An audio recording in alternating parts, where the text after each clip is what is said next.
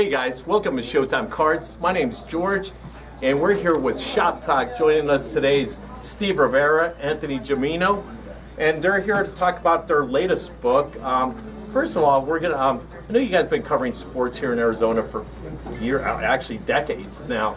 Tell us some of the great moments you guys, Well, how could anybody forget the '97 national championship and when they beat Kentucky double in overtime? Right. How they beat Kansas in the Sweet 16, unbelievably. Right. '98 when they should have won it and they didn't. They lost to Utah. There's been a lot of events that we've gone to. Both of us have gone to, and been incredible things. There's been a lot of great football moments too. Right. The '93 season, the whole Desert Swarm Desert stuff, Swarm was the '98 Holiday Bowl. Oh yeah. And some of those players in that era. The Teddy Bruschi's and the Rob Waldrops and the Chris McAllisters. And what it great really was a players fun. It was a great era for basketball and a really fun decade for Arizona football too.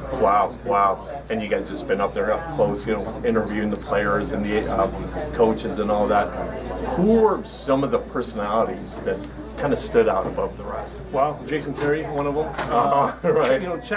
Not many people talk about Channing Frye, but he was a great quote, very smart, very clever in what he said. You can see it now in the NBA a little. Right. It's hard to say characters. Gene Anderson, how could anybody forget Gene Oh Anderson? yeah. And he comes in here and says hello every now and then, and he is like that. Yeah. You can really see that And personality. Bennett Davison. He's a silly dude.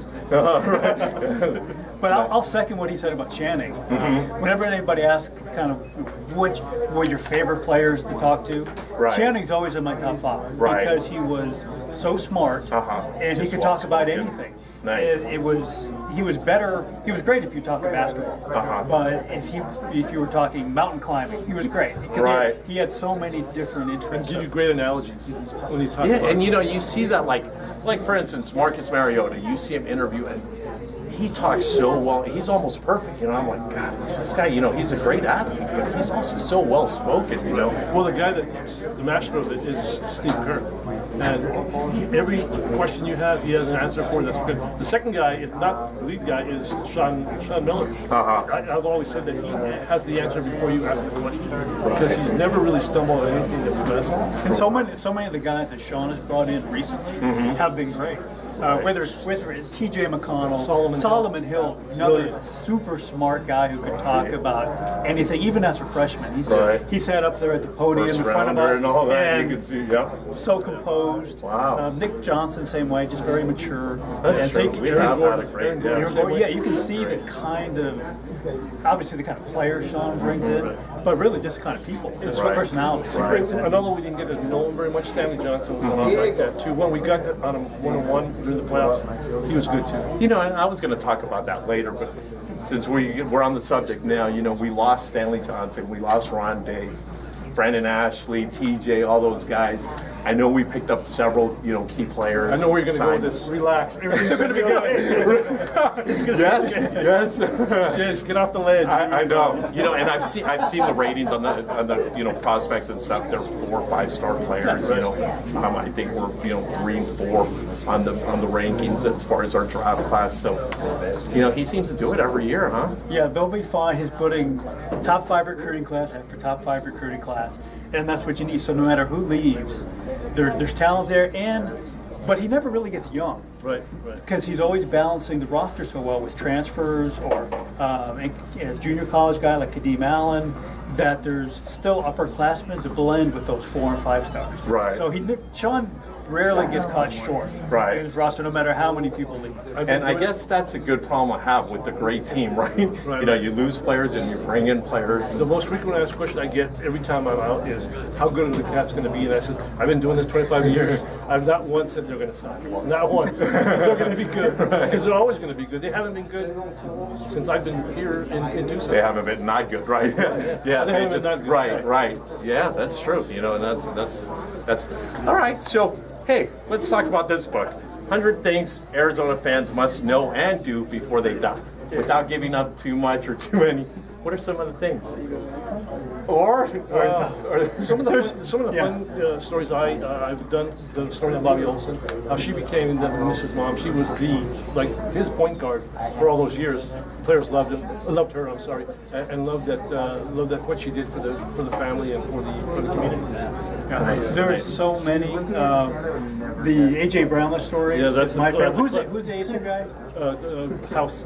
Eddie House, who was a Oh, yeah, I thorn in remember, yeah. Arizona's It's a great side, talked a lot, chatted a lot, and this was in '98, so it was after Arizona's championship year. Right. And both teams, because you travel in pairs, they're both on the Oregon road trip together. Right. They end up in the same Eugene restaurant one night in the off day. And a week before Arizona played ASU, and it had gotten really chippy. They had kind of had an incident right outside the locker room, a lot of talk back and forth, and Eddie House and somebody, was it Miles? It might have been Miles or Mike. They were getting into it in front of the restaurant. And AJ comes out and he sees this kind of verbal sparring going on.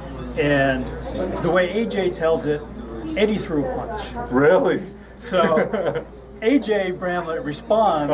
Eddie House ends Much up bigger. right on the parking lot, and AJ stands over him and says, "You want more of this national championship ring?" That is And great. that's my favorite line of the book. And that's in your house. in there.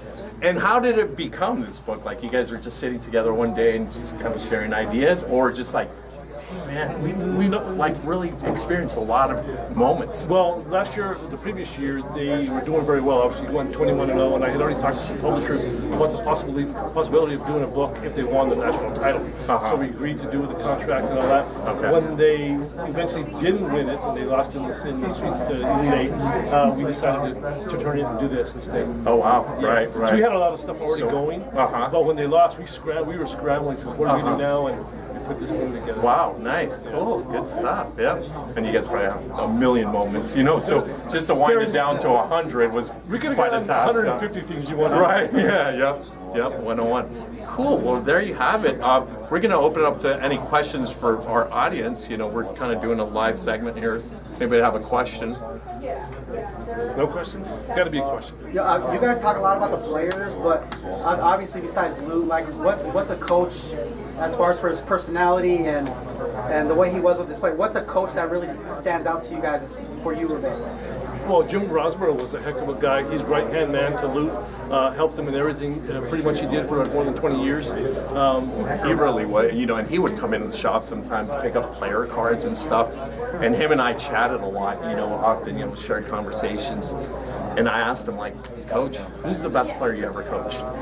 And he's like, go ahead and take a guess. Sean Elliott and Steve Kerr and, all the greats. And I couldn't think of it. And he's like, no. He's like, there was one player that was just really phenomenal and stuff. He said Damon Stoudemire. Oh, yeah. He goes, yeah. And then now I was like, I can see it. You're right. In fact, I did a list last week for Go Easy Cats.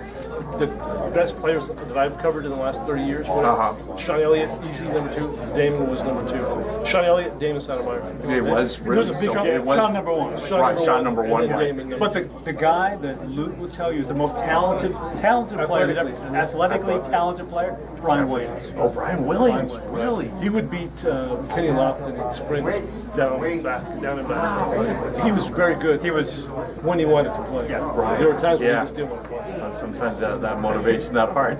Right. Wow. Good question. Yeah. Cool. Good stuff. Well, that's it, guys. We're going to wrap it up here, man. We really appreciate it. Thank you guys for joining us. And, hey, guys, stay tuned. We'll have other athletes, other great Arizona riders and stuff. Keep watching our channel, and hope to see you soon. We're signing out with Shop Talk.